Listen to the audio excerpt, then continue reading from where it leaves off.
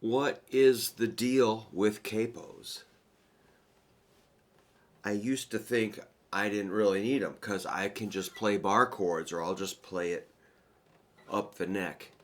You can use a capo, but I'll just play it in whatever key we need. And I still think that way to a degree. Well, with my students, I gotta tell you some funny stuff. When they're trying to do a bar chord, I always tell them your finger has to be kind of like an alligator's face here. This has to be straight. Alligator doesn't have a curved face, so if you come in with a bar. So anyway, I did buy an alligator shaped capo. Alright, that's funny, right? So, the best capo I have, and I gotta tell you, I don't really use them at live gigs, but I will use them in the studio or to practice or with lessons. And I do enjoy it. It does sound great. George Harrison sure got some great sounds with the capo.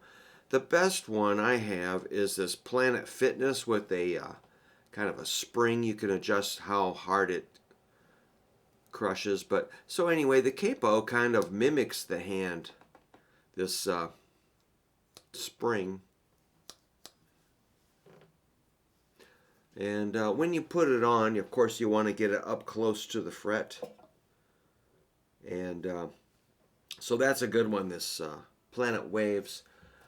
This looks like a Kaiser, and it's missing the foamy, soft stuff on the one side here. But Kaiser seems like it's got the non-adjustable spring. Perfectly reasonable. That's a good one. The alligator one does kind of, it doesn't play so in tune, I find. But anyway, what else we have? Here's another Kaiser. This is a smaller one. I wonder if that works. Let's just try it. I think that's a Kaiser. Looks like a Kaiser. That barely reaches. Yeah, it does. So,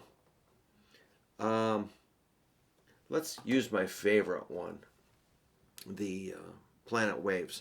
So let's say, here, this is how you might use it. Well, actually I did have a guy come to my recording studio quite a long time ago, and he was kind of an energetic young songwriter. And we were going to record, and we had a good time, but his first song was maybe like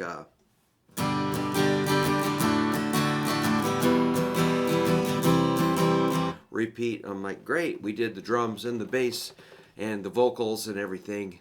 And then the next day he came in, and his next song was sort of like this.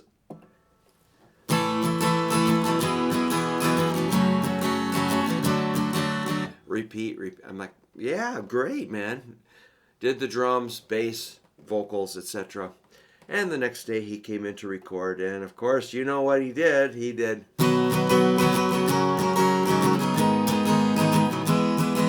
repeat. I'm like, yeah, that's brilliant. And the next day he came in, and the next song was I'm like, hey man, those songs are kind of sounding the same. He goes, no, they're different. See, I go, yeah, I saw that. Yes. Anyway, I'm like, man, you need to learn some bar chords. So if he got kind of mad, he threw a fit just for a second, and we were fine. But I think that's pretty funny how it kind of illustrates how, people call it a cheater or something. Yeah, sure. If you're just, I don't know, in my opinion, you should, being the guitar teacher, you should just toughen up and learn your bar chords, of course. So let's say it would be like a, or a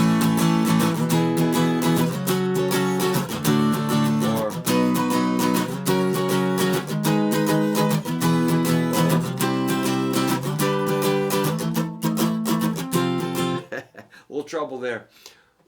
I can't do it, but yeah, learn your bar chords, but use the capo.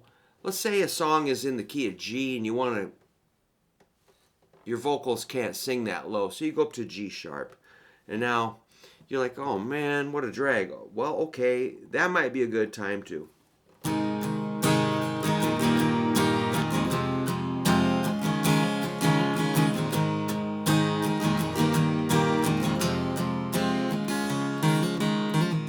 That does sound pretty good. So, versus the bar chords. So, it depends on what you want to do. If you want to do those, oops.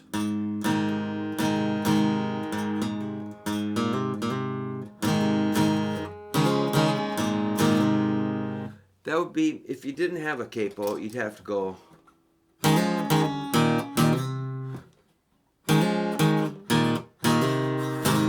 You'd have to really lean into it.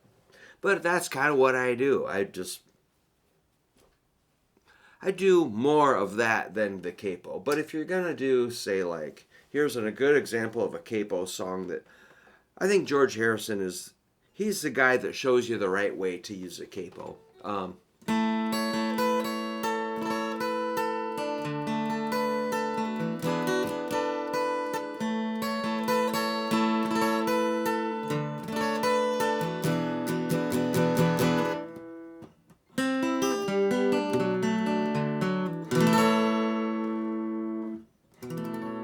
Squeezing a little too hard.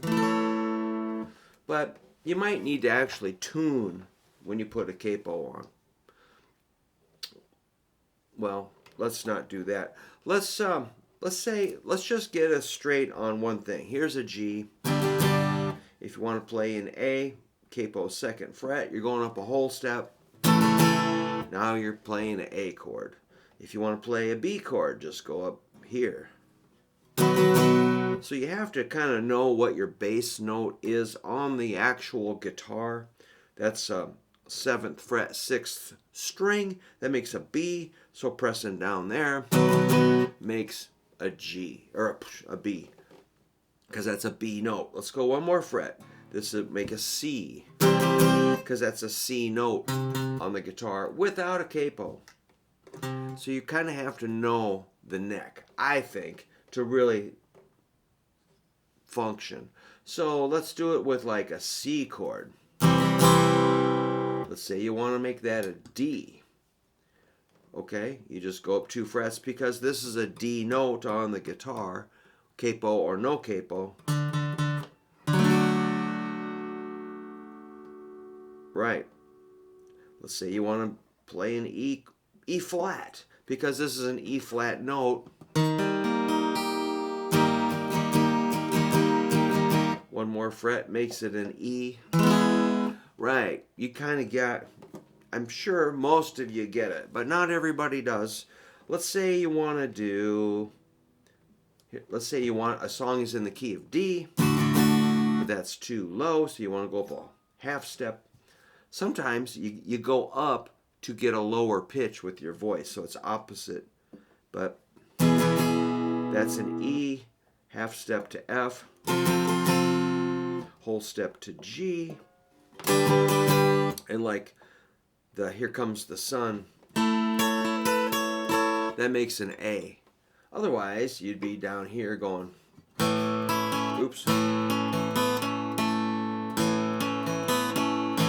it's a little too low.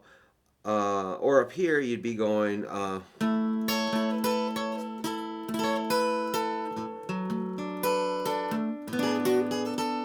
you'd have to bar all that, and that's kind of strenuous, so it takes some strain out of your hand. If you're a competent guitar player and you're like me, like I don't need the capo, you still probably do for certain things. So, but yeah, as I was saying, you might need to tune. Let's say I'm going to record Here Comes the Sun. I'm like, all right, here's my capo. That doesn't sound in tune, so I'll have to, a little headstock tuner. Let's just see what's going on. Ooh, 438.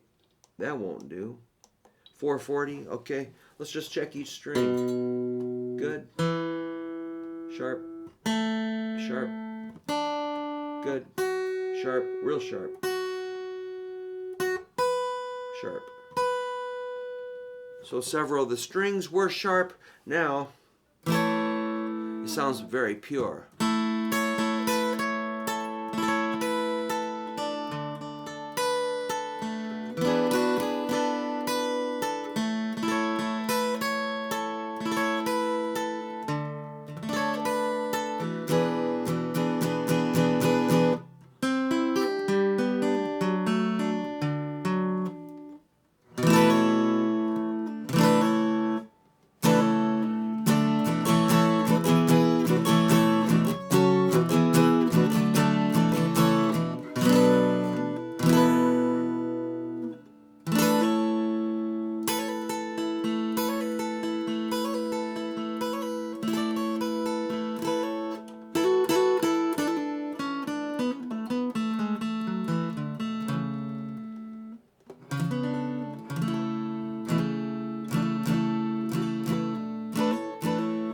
So you can get all those different, it does sound refreshing and nice and wonderful. So don't let grouchy old guys like me tell you you don't need a capo. If you want to use a capo, use a capo. And, let's just try this alligator capo and see how in tune it is. I just thought, it's all right.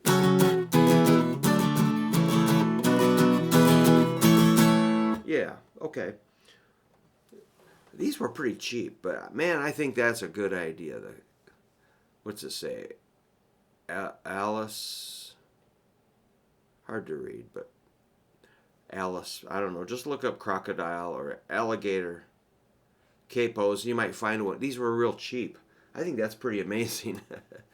I think it's good to have the foamy stuff to protect the back of your guitar. You don't want the back of your guitar neck to look like mine. I'll tell you, that's just terrible.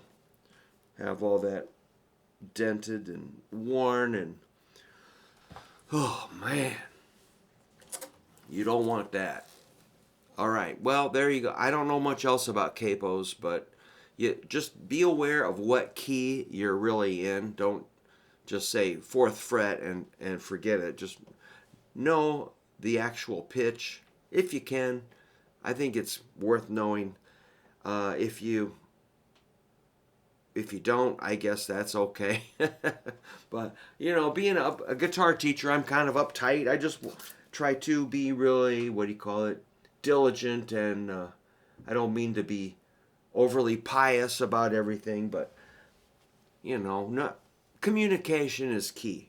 Knowing, and it all becomes, to me, being able to communicate on guitar is knowing this is an A, this is a B, this is a C, this is a G, that's an F. If you've been playing for a couple of years, you have no idea about that, I'm like, hey, if you spent like 5 minutes a day, you'd have it down, and you could communicate a lot better. That's why I'm kind of like, I annoy people talking about those notes on the neck. Because then, otherwise, I always say, like, if you're at a band practice and you don't know what the chord is, the other guitar player has to walk across the room, point to the fret, and say, press here, that's an A. 5, 5th fret, A. It's just kind of like, that's just humiliating for everybody, and it wastes time. That's all I'm trying to do is, like, get rid of that. All right. Good luck with your capo. Let me know what you think. Which capo do you like the most? So thanks for stopping by, and have at it.